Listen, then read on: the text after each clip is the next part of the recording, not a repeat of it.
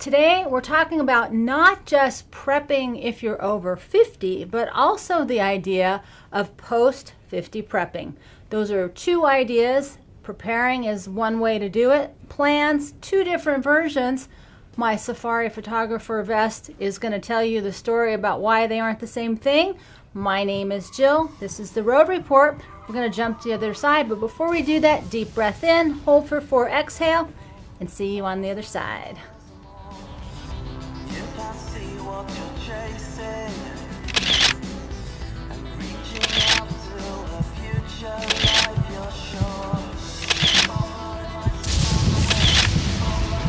So I'm showing you my super fabulous safari photographer jacket vest that has 80 million pockets on it.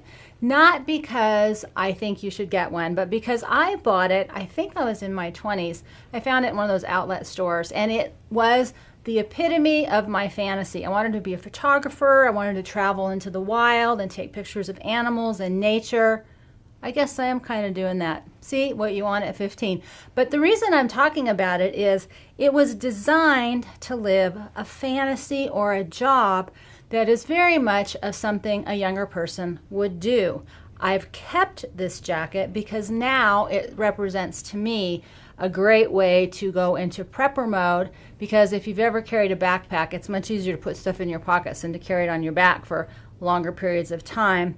But also post-50 prepping because it represents who I was, what I might need, but still practical for the future. Lots of pockets, because you know you forget stuff when you get older. So to me, this was a really good way to illustrate what I wanted to talk about today. And there's a big, thing now with prepping. If you're older, whether you're, too old or you have a medical problem, that, there's a younger mindset that says, well, if you can't help, get out of the way. And I talked the other day about what it means to be older, and if things go bad, who's going to take care of you? So I wanted to do just a short, I just wanted to do a short kind of overview, because this is such a huge topic on both counts that I've referenced in both places, but I wanted to bring them together because one of the big pieces of this, and this is true for both being a prepper over 50 and also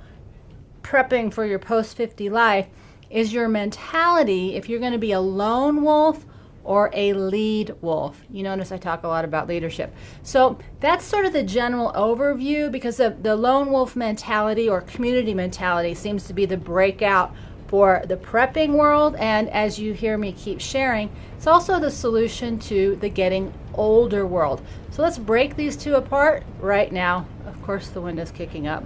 I gotta hold my notes. So if the world changed, then we really need to have that prepping mentality, how to prepare for a world that radically changes. And I'm gonna do something super radical with the prepping whole mentality.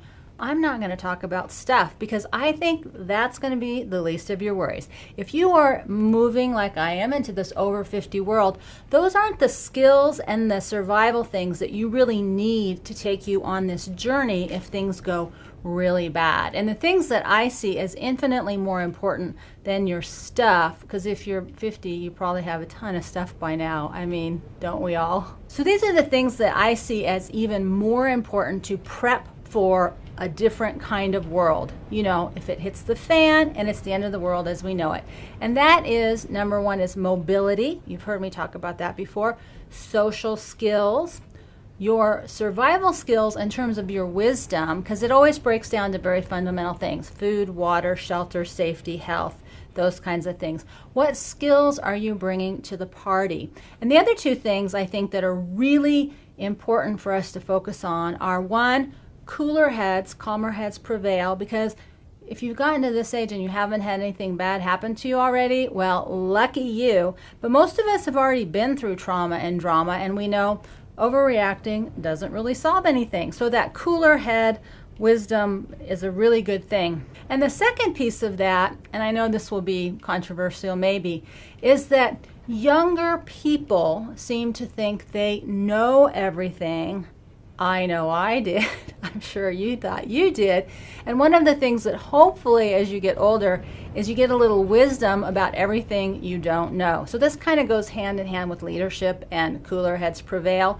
But it's important to have a calm, assertive, confident way of being in a crisis, because when we go into reaction mode, a lot of times we get in trouble. And so these are the types of things I think that we over 50, yeah, you can prep for stuff all day long, but what I keep telling people is it always comes down to people. You can survive anything. You can really problem solve any situation. It's the people that cause all the problems and the people that solve all of them. The second half is kind of the opposite when I talk about post-50 prepping.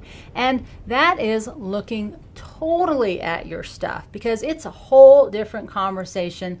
That's why I wrote a whole book about it. But it isn't just that. This is another controversial hard part for people to do, is it's time for a hardcore reality check. What kind of lifestyle choices have you been making for the past 20, 30, 40 years? And realistically, how do you think those are going to affect you in the long run? What really is the basis of your relationships right now? Is it on mutual respect, on trust, on giving and receiving equally? Is it a financially based relationship? What kind of social skills do you have? Have you continued to improve your ability to resolve conflict and work well with others and really develop some level of leadership?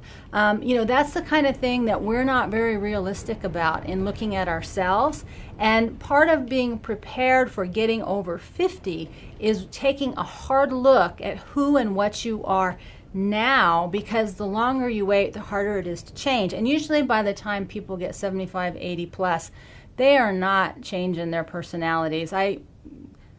You are who you are. If you're an alcoholic, you're going to stay an alcoholic. If you're an asshole, you're going to stay an asshole. So you don't really make a lot of changes at your last years of life. If you're going to make changes, now is the time to do it. And you can only do that if you're willing to take a hard look at who you really are. The other thing you've heard me talk about is support systems and community. Really important to plan and invest in before things go bad or you get too old. But the other piece to that I want to throw out here that I don't think I've talked about before is really the long view. One of the things I'm noticing that's happening in the conversations when I talk to people about either the prepping or living, a long time, let's say everything stays the same and we just have a normal getting older future, people aren't really looking at the long picture. They sort of think, I'll just take care of that someday, and then somehow it will work out for itself, instead of looking at it as a long-term issue, when a lot of times there's just, with getting older, it's a progressive issue. And with the whole, if things really do go bad, I think one of the mistakes we make is we assume that things will go back to the way it was. And either scenario, I don't think life's ever going back to the way it was.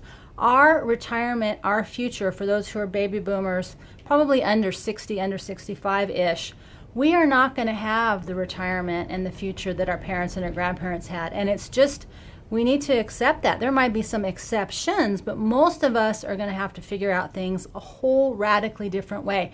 And in terms of what's going on in the world, who knows? So I started this off.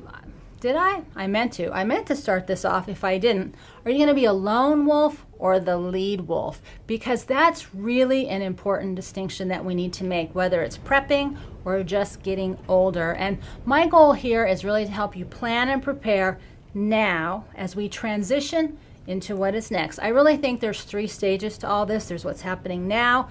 I think there's going to be like a 10-year transition period, and then we're going to start to see this next version of the world. But it's a process. It's wildly uncertain. I'm going to leave you with just those thoughts. Remember, you can go to jillelizabeth.net. I've written 3 books on how to plan and prepare for these specific topics. Buy them all together, you get a discount. So I will say before we go, one more time, I want you to take a deep breath for the road as I hope you'll rise with the sun in your eyes, love in your heart, feet strongly on the ground as together we walk on survival road, one day at a time. Live free, die wild, my friend, and we'll see you next time. You might feel like you're haunting, and you can see for 1,000